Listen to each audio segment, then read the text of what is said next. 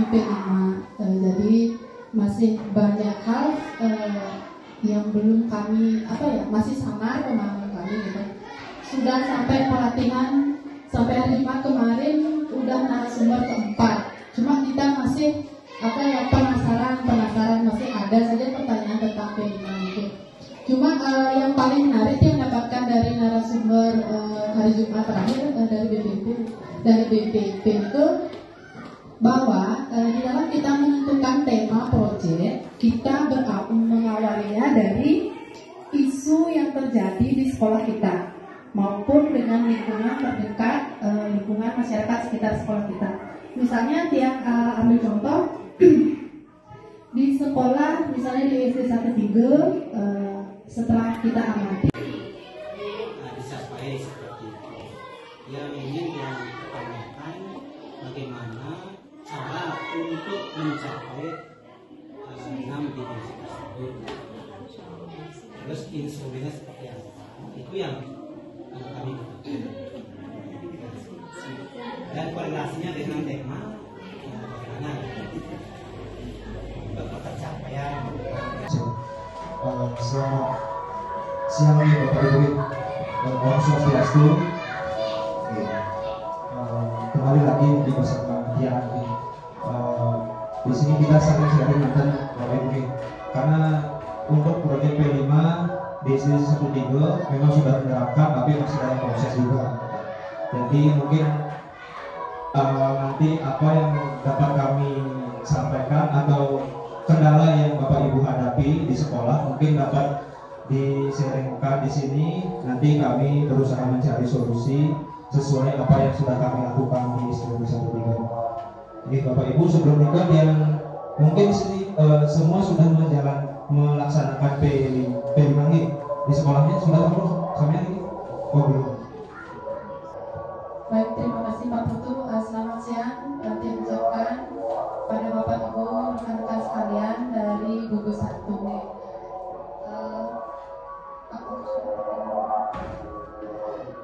Sebelumnya dia perkenalan diri dulu nih, karena kita ada di gugus 1, tentunya kita harus saling mengenal. Tadi kemudian sudah membuka Pak Putu Diase. Beliau adalah koordinator P5 di sini di 13, sementara yang sendiri Niwayan Nastar saat ini mengampu di kelas 5 gitu. Jadi hadirnya kami di sini, kenapa harus kami berdua di sini? Karena dalam program sekolah penggerak UI kami berdua adalah selaku komite pembelajaran. Gitu.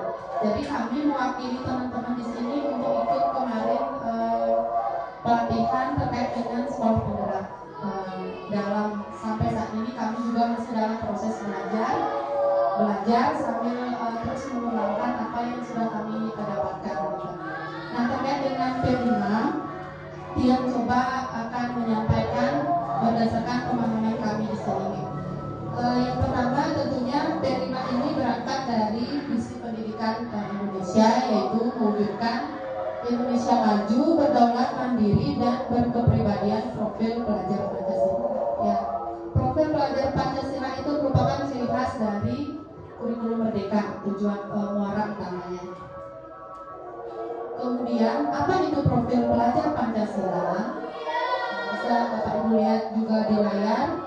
Profil pelajar Pancasila adalah merupakan sebuah karakter dan kemampuan yang dibangun dalam keseharian dan dihidupkan dalam diri setiap individu peserta didik melalui budaya satuan pendidikan, pembelajaran intrakurikuler, proyek penguatan profil pelajar Pancasila, dan ekstrakurikuler. Ya, kenapa dihidupkan? Karena memang peserta didik sendiri sudah memiliki karakter-karakter dari profil pelajar Pancasila, dan di sini kita sebagai pendidik itu adalah menebalkan, menguatkan karakter didik. Kemudian mungkin kita semua sudah mengetahui ada 6 dimensi. Tapi yang tidak bahas 6 dimensi ini. Kemudian kita lanjut ke apa itu P5. Apa sebenarnya P5 nih? P5 adalah pembelajaran lintas disiplin ilmu untuk mengamati dan menemukan solusi terhadap hal-hal yang terjadi di lingkungan sekitar. Jadi P5 ini sangat erat kaitannya dengan isu-isu yang sedang terjadi baik di sekolah maupun di lingkungan masyarakat sekitar siswa. Pelaksanaan P5 ini dilaksanakan secara fleksibel dari segi muatannya, kegiatan maupun waktu pelaksanaannya sangat fleksibel.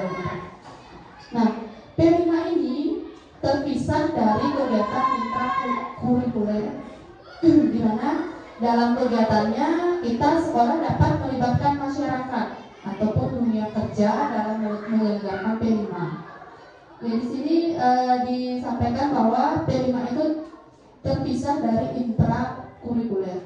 Nah, di sini kalau dalam kurikulum Merdeka itu ada tiga muatan dalam pembelajaran itu, ada yang intrakurikuler, ada kokurikuler, dan ekstrakurikuler. Jadi yang pertama itu sifatnya holistik, itu artinya utuh, menyeluruh. Jadi kalau yang artikan holistik di sini dari segi isu itu sifatnya ada di sekitar siswa, mungkin pernah dialami oleh siswa.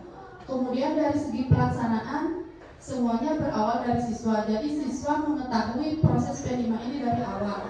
Jadi bukan hanya sekedar di saat dia mau melaksanakan P5 aja dia tahu, tapi dari awal, dari mulai tujuan apa itu P5 sampai refleksi juga melibatkan siswa secara utuh. Kemudian kontekstual, seperti yang sudah saya sampaikan tadi, bahwa P5 ini bersifat mengatasi, mengangkat isu-isu yang ada di sekitar kehidupan siswa. Kemudian tentunya berpusat pada peserta didik, seperti pembelajaran kita di kelas itu tentunya pusatnya adalah peserta didik. Kemudian eksploratif. Nah, di prinsip eksploratif inilah kita dapat mengembangkan karakter-karakter profil pelajar Pancasila yang kita akan angkat dari proyek P5 ini. Nah, ini teman-teman sudah tahu tentunya tentang tema proyek penguatan profil Pancasila. Di sini yang tampilkan ada 8 nih, tapi kalau kita di SD itu pilihannya 4.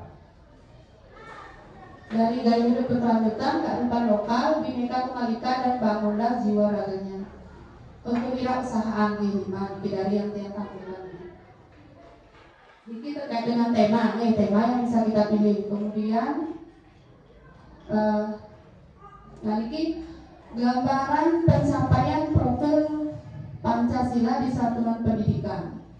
Bagaimana sih kita dapat mewujudkan profil pelajar Pancasila sesuai dengan visi pendidikan Indonesia itu? Bapak Ibu bisa lihat di gambar itu nih. Dapat dilakukan sesuai dengan muatan kurikulum Merdeka itu ada kegiatan intrakurikuler, ekstrakurikuler, dan kokurikuler. Nah, intrakurikuler itu yang bagian ini muatan pelajaran atau kegiatan belajar reguler yang kita ajarkan di kelasnya seperti bahasa, matematika, Pancasila gitu. Kemudian kokurikuler, nah di sini P5 itu termasuk kokurikuler. Kemudian ada ekstrakurikuler. Nah, ekstrakurikuler ini adalah kegiatan untuk mengembangkan minat bakat. Nah, di mana ketiga muatan ini terbingkai dalam budaya satuan pendidikan. Ketika kegiatan itu tetap kita harus menyesuaikan dengan budaya satuan pendidikan. Nah, sudah ada intra, kenapa harus ada kokurikuler ini berupa proyek? Ya, karena dalam intrakurikuler itu mungkin belum maksimal kita dapat menguatkan dimensi-dimensi P3 itu. Makanya sekarang adalah muncul namanya proyek penguatan. Melalui proyek inilah kita akan lebih menguatkan karakter atau dimensi apa yang kita inginkan tumbuh pada peserta didik kita. Kemudian tadi sudah disampaikan oleh Ibu Kepala Sekolah apa sih bedanya proyek yang di intrakurikuler dengan proyek di P5. Nah, ini di yang biru ini. Kalau proyek di intrakurikuler, ini tujuannya adalah untuk mencapai CP-nya. Misalnya ada di seperti IPAS di kelas 4.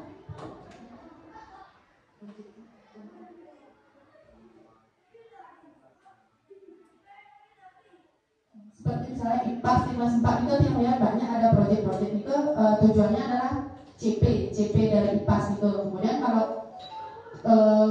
proyek di P5 itu tujuannya adalah menguatkan karakter dari dimensi profil pelajar Pancasila. Kita bedanya ya. Kemudian, nah alur P5 itu sudah banyak tadi disampaikan oleh Ibu Kepala Sekolahnya. Dari yang nomor 1 itu membentuk tim fasilitator P5, kemudian mengidentifikasi tingkat kesiapan satuan pendidikan, merancang dimensi, menyusun proyek, modul proyek, dan merancang strategi pelaporan. Nah, di sini kami berdua akan fokus ke nomor 3 dan 4. Yang 1, 2 kan sangkut tadi sama Ibu Kepala.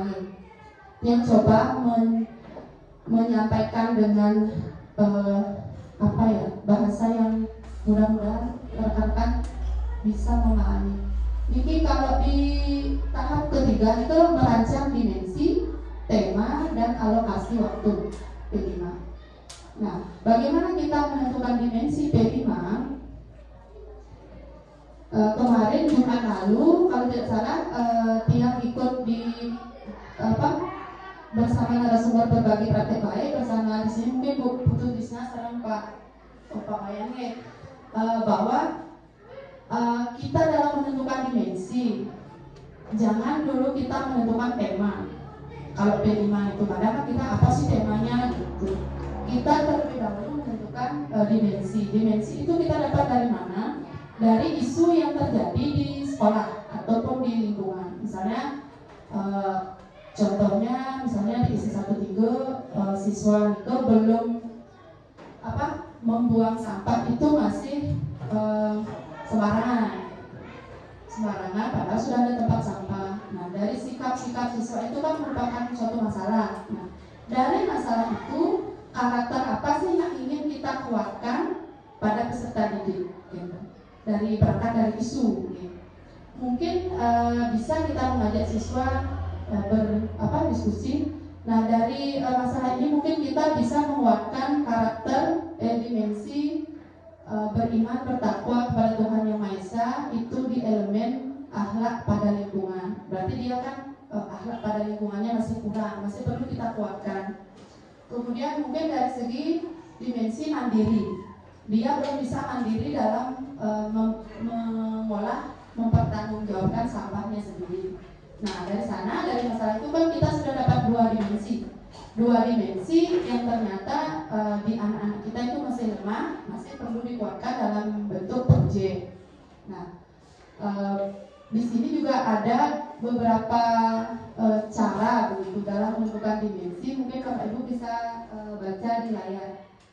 Tim fasilitator dan kepala satuan pendidikan menentukan dimensi P5, dimensi P3 yang akan menjadi fokus untuk dikembangkan pada tahun ajaran berjalan. Itu kita fokus dimensi apa sih yang benar-benar harus kita kuatkan pada anak. Kemudian pemilihan dimensi ini juga bisa diselaraskan dengan visi-misi kita. Di dalam visi-misi itu tentunya kan ada karakter yang memang menonjol yang akan kita kuatkan pada anak yang menjadi tujuan. Kemudian disarankan memilih 2-3 dimensi biar kita lebih fokus pada sasaran. Karena nanti kalau terlalu banyak dimensi, nanti di penilaian proses formatif itu kita cukup kelabakan. Kami di sini memilih 3 dengan jumlah siswa yang sangat gemuk, sudah kewalahan kita menilai karena individu sifatnya. Kemudian penentuan dimensi dilanjutkan dengan penentuan elemen ya. Jadi kita tidak bisa melihat dimensi aja, elemennya juga.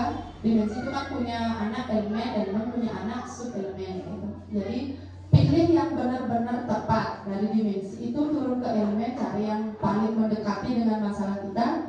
Kemudian ke sub juga yang paling mendekati. Jadi antara masalah dan dimensi yang akan kita nilai nanti itu nge-match gitu. Kemudian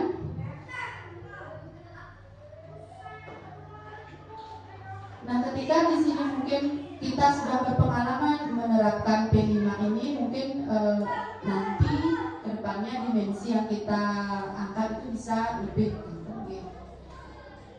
Kemudian, nah setelah kita dapat dimensi, ya kalau kita misalnya tadi kan sudah punya 2 dimensi, mandiri, saling beriman dan bertakwa pada Tuhan Yang Maha Esa, baru kita bisa berangkat naik memilih tema. Nah dari dimensi yang kita pilih itu isunya sampah, dimensinya 2 itu. Sekarang kita arahnya ke tema. Tema mana sih yang cocok dengan dasar-dasar yang sudah kita punya itu. Nah, yang pertama ini yang tampilkan tentang tema gaya hidup berkelanjutan. Nah di dalam tema ini kurang lebih nanti peserta didik itu arahnya dapat membangun kesadaran untuk bersikap dan berperilaku ramah lingkungan. Kemudian mempelajari potensi krisis berkelanjutan yang terjadi di lingkungan sekitarnya, serta mengembangkan kesiapan untuk menghadapi. Nah, di sini ada unsur-unsur kesadaran terhadap lingkungan. Mungkin tema ini bisa dipilih untuk masalah kita yang tadi, yang tentang sampah itu. Yang lihat juga di Google itu dominan itu masalah yang diangkat pasti sampah, karena memang itu di mana-mana pasti masalahnya begitu. Dan temanya juga yang diangkat gaya hidup berkelanjutan gitu. Cuma ada opsi lain terkait tema kewirausahaan. Kalau misalnya kita pengen arah mengolah sampahnya itu menjadi barang yang ekonomis, mungkin bisa ke kewirausahaan. Kalau di sini terkait dengan mungkin biar dia berkelanjutan dapat mengelola sampahnya, mungkin tema ini bisa menjadi pilihan. Kemudian kearifan lokal, tema kearifan lokal itu nanti sasarannya membangun rasa ingin tahu dan kemampuan inquiry melalui eksplorasi budaya dan kearifan lokal masyarakat sekitar. Ini kayaknya kaitannya dengan budaya-budaya lokal, mengembangkan budaya-budaya lokal gitu. Mungkin kalau ada budaya-budaya yang mulai punah, ada masalah seperti itu di lingkungan kita, bisa tema ini diangkat menjadi tema P5 kita. Kemudian Bhinneka Tunggal Ika ini terkait dengan isu-isu keberagaman. Kalau kemarin itu disampaikan oleh Pak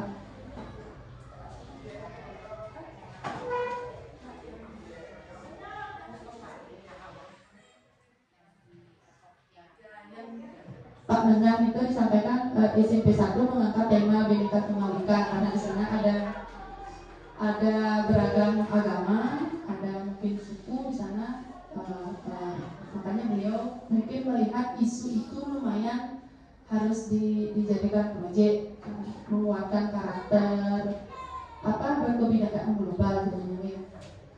Ini nanti ada di buku panduan proyek ini, mungkin nanti kita itu bisa berbagi. Ini yang semua ambil di buku panduan gitu.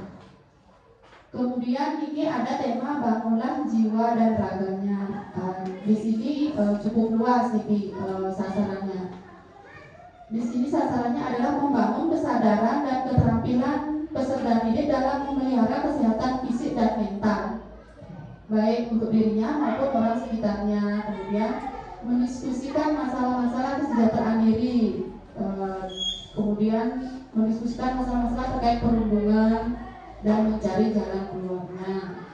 Terkait dengan kesehatan termasuk isu narkoba, pornografi, dan kesehatan reproduksi. Nah ini juga masalah yang sedang banyak terjadi, walaupun di SD itu mungkin ringan gitu, tapi kan sudah sering kita lihat bullying itu ada di lingkungan di sekolah dasar gitu.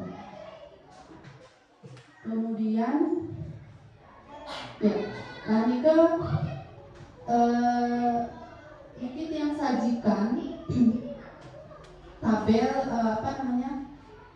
dimensi, elemen, subelemen, dan target capaian. Misalnya di sini ada bergotong royong, dimensinya bergotong royong, kemudian elemennya kolaboratif, subelemennya kerjasama. Kemudian di sini ada target pencapaian di fase C sebenarnya.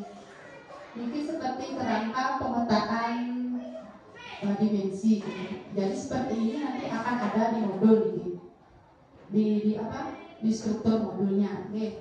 Seperti ini nanti kita membuat pemetaan, misalnya gotong royongnya itu elemen mana yang ingin disasar, kemudian sub elemennya apa, targetnya apa gitu. Nanti lebih jelas di modul dijelaskan sama Pak Guru. Kemudian dimensi, tema, kemudian sekarang alokasi waktu. Terkait dengan alokasi waktu sudah disampaikan tadi sama Ibu bahwa di SD itu ada 225 JP. Kemudian di sini dibedakan kelas 6 itu karena ada ujian gitu. Jadi di fase C kelas 5, kelas 6 itu ada sedikit perbedaannya. Nah, bagaimana kita menentukan alokasi proyek dalam satu semester? Misal kalau kami di sini satu proyek akan kami laksanakan dalam satu semester. Nah tadi kan kita sudah punya dimensi, tema. Sekarang kita tentukan alokasi waktunya. Bagaimana merancang proyek itu biar dengan alokasi waktu itu cukup. Gitu. Di sini ada 3 opsi. Yang pertama ini, menentukan 1 hari dalam seminggu untuk pelaksanaan proyek, misalnya di hari Jumat. Seluruh jam belajar pada hari itu digunakan untuk proyek. Nah, ini opsi ini yang kita ambil di sini. Berarti hari Jumat itu kan ada 7 JP. Nah, 7 JP itu dikali minggu efektif 16. Itu tadi dapatnya pas 252 gitu. 252 bagi 2 itu 126 gitu. Kita dapatnya pas itu. Kemudian ada juga opsi kedua, mengalokasikan 1-2 jam pembelajaran di akhir hari khusus untuk mengerjakan proyek. Jadi hari Senin 2 JP, Selasa 2 JP, gitu bisa ya. Seperti kan tadi di prinsip itu fleksibel ya. Kemudian ada juga sistem blok. Di sini kita menyisakan dalam satu semester itu misalnya 2 minggu di akhir semester. Jadi dari semester bulan Juli sampai November awal itu kita tuh belajar intrakurikuler sama ekstra, terus go-nya kita drop di akhir semester bisa juga. Yang penting jamnya itu disesuaikan biar dapat misalnya kalau kita kan dua proyek setahun itu kan 25 bagi 2 biar pas waktunya gitu.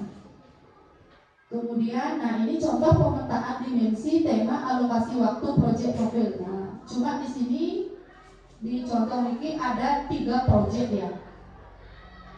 Iya 3 proyek. Kalau kita kan minimal 2 proyek. Nih, ini yang 3 proyek seperti ini. Nah, di awal kita akan melaksanakan P5-nya, di alokasi waktunya ini dah yang harus kita rancang dengan tepat gitu. Supaya nanti tidak ada waktu materi yang ketinggalan mungkin, jadi harus pas. Kalau kayak di sini tadi disajikan oleh Ibu Kepala dalam bentuk seperti program semester itu kan sudah tadi nih. Jadi benar-benar detail itu hari ini Jumat minggu ini kita aktivitas apa gitu. Jadi pas mau. Kalau kita di sini ada hari Jumat yang tidak bisa melaksanakan P5, kita majukan atau mundur. Jadi tidak boleh sampai seminggu itu kosong gitu. Karena kalau ditumpuk dalam 1 minggu itu 2 aktivitas lumayan kewalahan karena cukup padat materinya gitu. Kemudian nah sekarang masuk ke komponen modul proyek. Modul proyek P5 itu kurang lebih ada 4 komponen lagi. Ada profil modul, ada tujuan, aktivitas, dan asesmen. Oke, untuk isi modulnya itu seperti apa? Mungkin Pak Putu akan menjelaskan. Nah, terima kasih Bu Wayan. Yang akan melanjutkan di sini untuk merancang modul yang perlu Bapak Ibu ketahui terlebih dahulu adalah dalam modul itu harus ada 4 alur ini. Yang pertama ada pengenalan, yang kedua ada tahap kontekstual, yang ketiga ada tahap aksi, yang keempat ada tahap refleksi, yang kelima ada tahap tindak lanjut seperti itu. Nah, jadi seperti yang sudah ditampilkan tadi sama Ibu Nina, nah di sini kami berinisiatif membuat seperti ini karena supaya tidak ada materi yang tertinggal atau lebih. Nah, ini wujud pertamanya. Ini tidak ada di pelatihan manapun. Ini karena kami berinisiatif membuat sendiri seperti progres. Nah, jadi kita bicara pengenalan apa saja. Nah, kita lihat dulu tahap pengenalan itu apa? Mengenali dan membangun kesadaran peserta didik terhadap tema yang sedang dipelajari. Kemudian di tahap kontekstual, menggali permasalahan di lingkungan sekitar yang terkait dengan topik pembahasan. Kemudian tahap aksi, merumuskan peran yang dapat dilakukan melalui aksi nyata. Kemudian refleksi, menggenapi proses dengan berbagai karya serta melakukan evaluasi dan refleksi. Kemudian tindak lanjutnya itu menyusun langkah strategis. Semuanya pasti sudah tahu. Nah, Niki seperti yang disajikan di slide pertama tadi, visi pendidikan Indonesia itu kan mewujudkan profil pelajar Pancasila. Nah, bagaimana kita mencapai mewujudkan profil Pancasila itu? Dapat kita wujudkan melalui 3 muatan umur tadi, melalui kegiatan intrakurikuler, kokurikuler, dan ekstrakurikuler. Nah, yang mana termasuk bagian intrakurikuler itu adalah mata pelajaran reguler yang kita ajarkan di kelas, seperti matematika, bahasa Indonesia, Pancasila itu. Kalau kokurikuler, itu P5 nya itu masuk di kokurikuler. Sementara ekstrakurikuler itu adalah sifatnya pengembangan bakat, masuk di ekstrakurikuler. Nah, sekarang kita akan bertujuan untuk mewujudkan profil pelajar Pancasila melalui intrakurikuler. Nah, di dalam kita pembelajaran di kelas IKE tentunya kita akan mengembangkan dimensi-dimensi dari P3. Bagaimana mewujudkan anak didik kita yang bisa bergotong royong, bisa bernalar kritis, kan gitu. Nah, sekarang biasanya tidak semua karakter anak bisa mengeluarkan dimensi-dimensi itu dalam belajar di kelas. Misalnya ada anak yang memang terkesan bernalar kritisnya itu tidak mau muncul saat pembelajaran di kelas. Nah, inilah makanya muncul adanya P5. Melalui P5 inilah dimensi-dimensi P3 itu akan dikuatkan. Seperti namanya penguatan project penguatan profil pelajar Pancasila. Jadi profil pelajar Pancasila itu akan dikuatkan dengan metode pembelajaran sistem project. Jadi tiap ingatkan kembali kalau P5 itu fokusnya adalah pengembangan karakter dimensi, bukan ke produk. Di mana pembelajaran intra, ko, dan ekstra niki terbingkai dalam budaya satuan pendidikan. Tidak boleh lepas dari budaya satuan pendidikan, iklimnya, kondisi di sekolah maupun di masyarakat sekitar sekolah. Kemudian apa itu P5? Ya, ini P5 nih. P5 adalah pembelajaran lintas disiplin ilmu untuk mengamati dan merenungkan solusi terhadap yang terjadi di lingkungan sekitar. Pelaksanaan P5 dilakukan secara fleksibel dari segi muatan, kegiatan maupun waktu pelaksanaannya. P5 ini juga terpisah dari kegiatan intra. Kemudian kita sebagai satuan pendidikan dapat melibatkan masyarakat maupun dunia kerja di sekitar sekolah kita. Jadi di sini di dalam P5 ini sebenarnya P5 itu berakar dari isu-isu yang terjadi di sekolah, isu-isu yang terjadi di sekolah maupun di masyarakat di sekitar sekolah. Jadi berangkat dari isu itulah kita akan mengembangkan suatu proyek, mengembangkan suatu topik untuk kita angkat di dalam P5. Jadi kita membuat P5 itu bukan tema dulu kita buat, bukan. Kita mengembangkannya dari isu yang ada di sekolah kita. Nah, niki ada 4 prinsip P5. Niki yang bacakan materi ini. Yang pertama itu ada holistik, kemudian berpusat pada peserta didik, kontekstual dan eksploratif.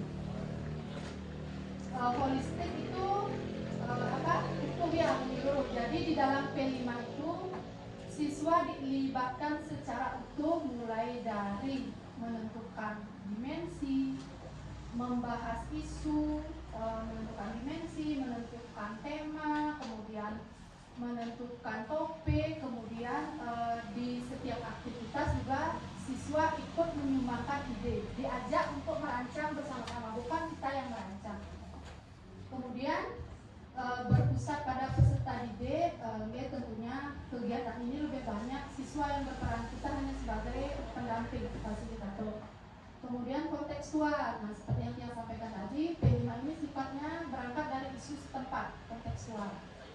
Kemudian eksploratif, nah di sini maksudnya disinilah siswa dapat mengeksplor semua isu, kemudian mengeksplor dimensi-dimensi yang ingin kita kuatkan. Nah ini beberapa tema, mungkin teman-teman sudah tahu ya tema-tema dari P5 itu. Dan itu yang tiang tulis merah itu yang bisa kita angkat di sekolah dasar. Ada 5 gaya hidup berkelanjutan, kearifan lokal, Bhinneka Tunggal Ika, Bangsa Jiwa dan raganya, kemudian kewirausahaan. Nah kalau alur P5 tadi sudah disampaikan sama Ibu Lali. Alur yang pertama sama kedua sudah. Tiang sama Pak Putu akan masuk di alur ketiga, yaitu menentukan, merancang dimensi, tema, dan alokasi waktu. Kemudian menyusun modul proyek, itu yang Tiang mau bahas dengan Pak Putu. Kira-kira Tiang mau tanya dulu, mendengar P5 ini ke Bapak Ibu fokusnya ke mana? Ke tema apa ke produk? Kan silakan Bapak Ibu, kita P5, Bapak Ibu yang pikirkan apa dek temanya gitu ya, apa dek produknya, apa begitu? Produk, tema, ya sama, dia juga begitu.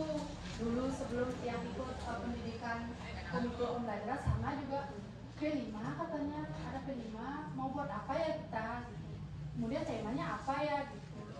Karena belum paham kan wajar gitu. Sama, kemudian setelah kami mengikuti pelatihan sekolah penggerak itu, kami tahu semakin dikuatkan bahwa P5 itu adalah berawal dari masalah yang ada di sekolah kita, di sekolah kita maupun di lingkungan sekitar kita. Jadi yang pertama kita cari itu adalah, bukan cari sih, temukannya masalah misalnya yang contoh di sekolah saya misalnya anak-anak saya belum mampu untuk belum terampil untuk membuang sampah pada tempatnya, masih membuang sampah sembarangan sehingga sekolah kan tidak bersih. Dari masalah itu berarti kira-kira dimensi apa yang masih kurang pada anak itu dari 6 dimensi P3 itu. Kan dimensinya ada beriman dan bertakwa pada Tuhan Yang Maha Esa, kemudian berkebijakan global, gotong royong, mandiri, kritis, bernalar kritis, kreatif. Kemudian dari 6 dimensi itu dihubungkan dengan masalah yang tadi, kira-kira dimensi apa yang kita perlu kuatkan pada anak itu? Mandiri,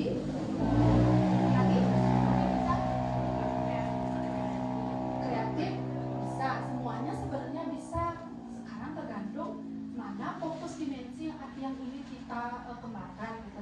Misalnya kita sepakati mandiri dan Tiang usulkan 1, beriman dan bertakwa pada Tuhan Yang Maha Esa.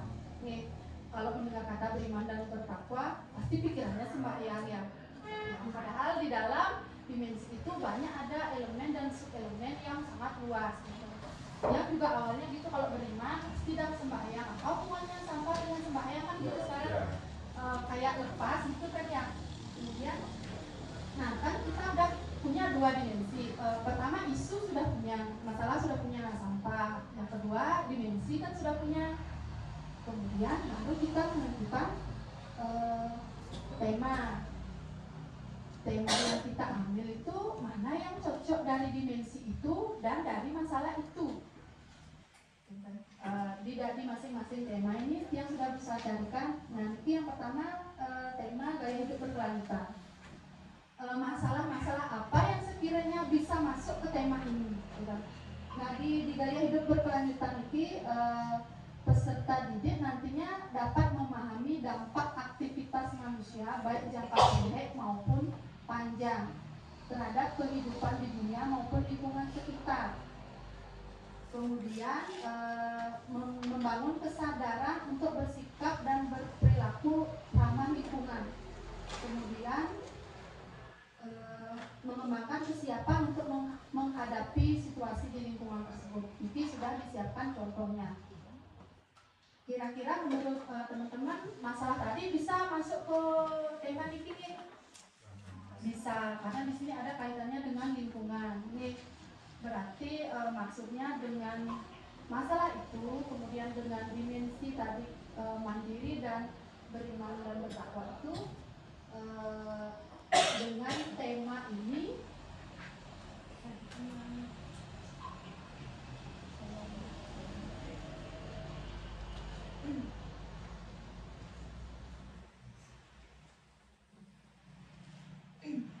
nah berarti nanti anak-anak lewat tema gaya hidup berkelanjutan ini kan harapan kita dia mempunyai suatu gaya hidup yang mandiri dan berakhlak kepada Tuhan Yang Maha Esa itu, kemudian dapat bergaya hidup yang dapat mengelola sampah itu kan berkelanjutan gitu. Kalau misalnya teman-teman mau mengarahkan dari masalah sampah itu menjadi pengolahan sampah yang bernilai ekonomis, kira-kira tema yang cocok apa?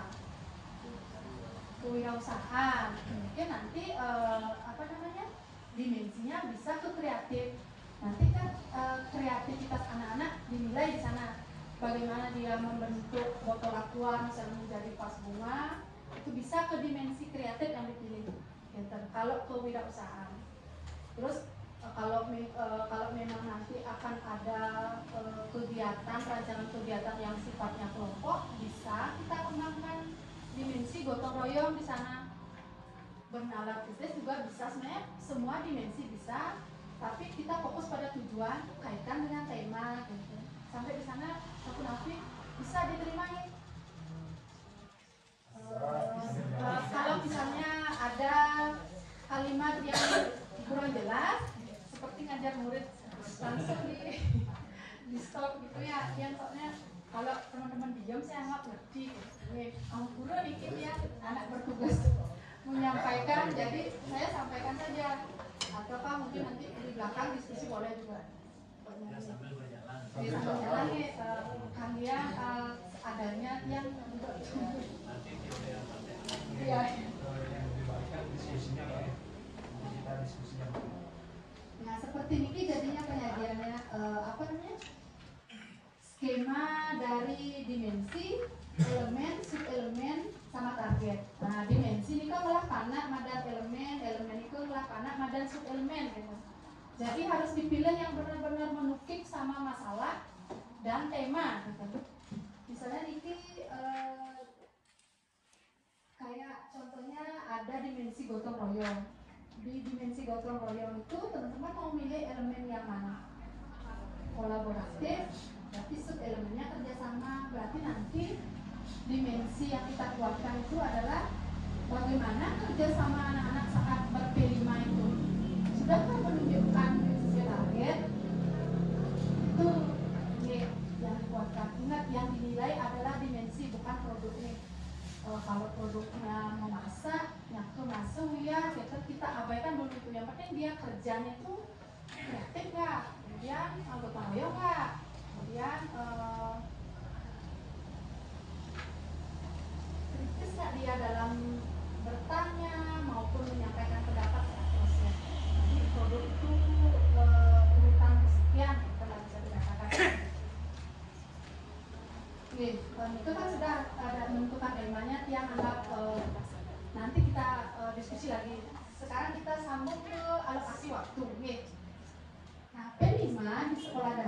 Nike dapat alokasi waktu 252 JP selama 1 tahun. Nih, 252 JP selama 1 tahun. Nah, sekarang ada ketentuan bahwa kita itu harus melaksanakan minimal 2 proyek dalam 1 tahun minimal. Berarti boleh lebih nih. Jadi nanti Bapak Ibu anggap seperti tiang di sini, tiang memilihnya 2 proyek, 1 di semester 1, 2 di semester 2. Jadi tiang sementara tiang bagi 225 ini tiang bagi 2, 126 di proyek 1 dan 126 di proyek 2. Kan sudah dapat global kita segitu. Bagaimana kita menerapkannya per hari apa, per minggu apa, bagaimana? Nah, ada 3 sistem pengalokasian waktu P5. Ini yang pertama ada menentukan 1 hari full dalam 1 minggu untuk P5. Misalnya di contoh ini diambil hari Jumat. 1 hari itu kan ada 7 JP. 7 JP, kemudian 1 semester itu ada 18 minggu efektif menurut perhitungan nasional. Nih, kalau di Bali kan beda itu ada hari raya ada. Nah, jadi 7 JP dikali 18 minggu itu kan dapat 126 JP. Jadi itu kan sudah cukup untuk melaksanakan 1 proyek. Nih, kamu nih bisa diterima? Bisa diterima? Nih, nah Bapak nanti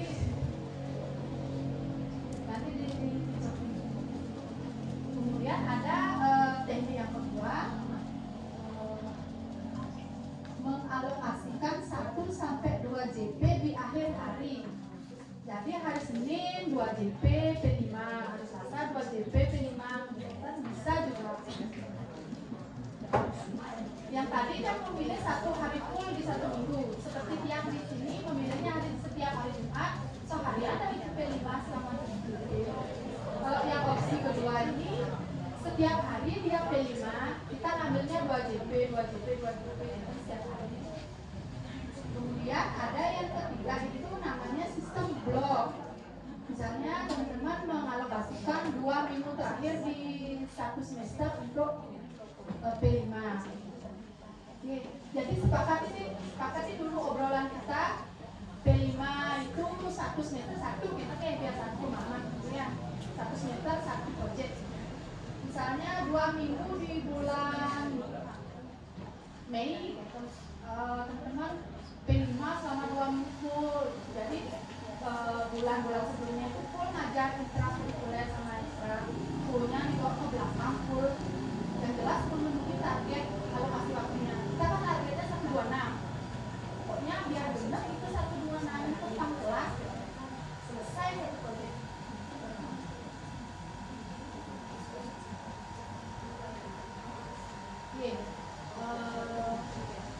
Mungkin nanti bisa dibuatkan rincian waktunya itu per harinya ya pertama.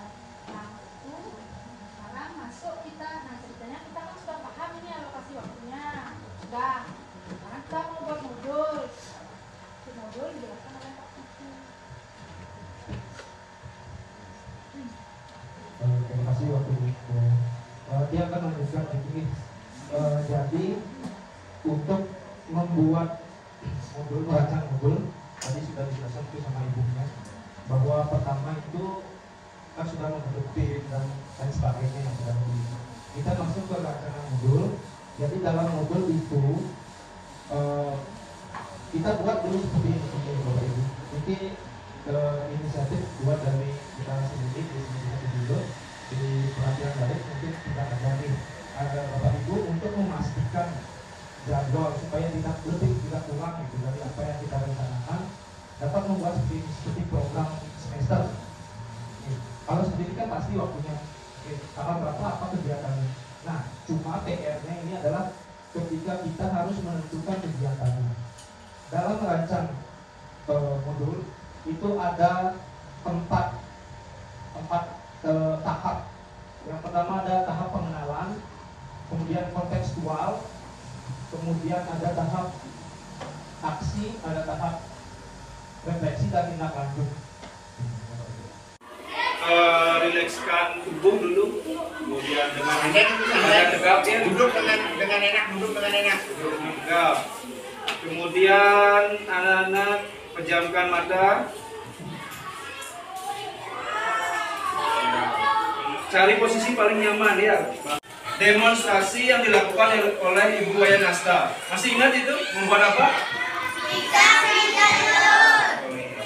Nanti anak-anak sesuai kesepakatan kemarin, anak-anak kan sudah dikasih memilih ya selain itu supaya anak-anak bisa menciptakan sendiri nanti.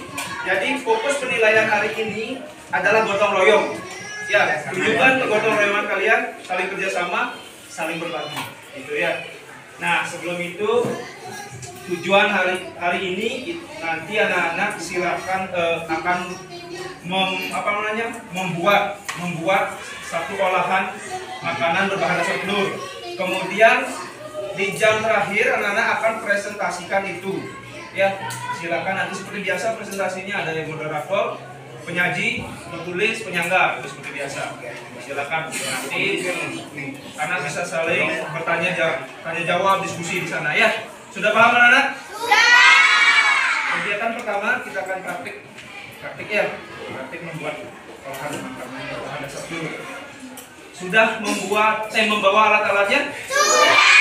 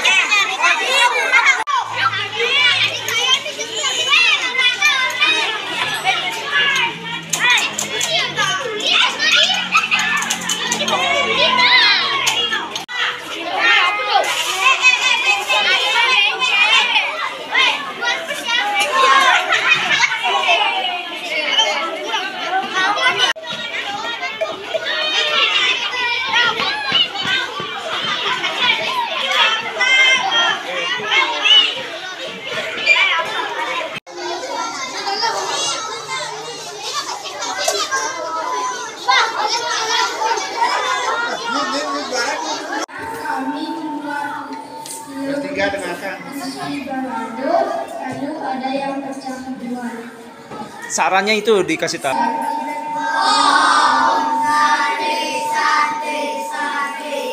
Ya, beri tepuk tangan buat kelompok 4.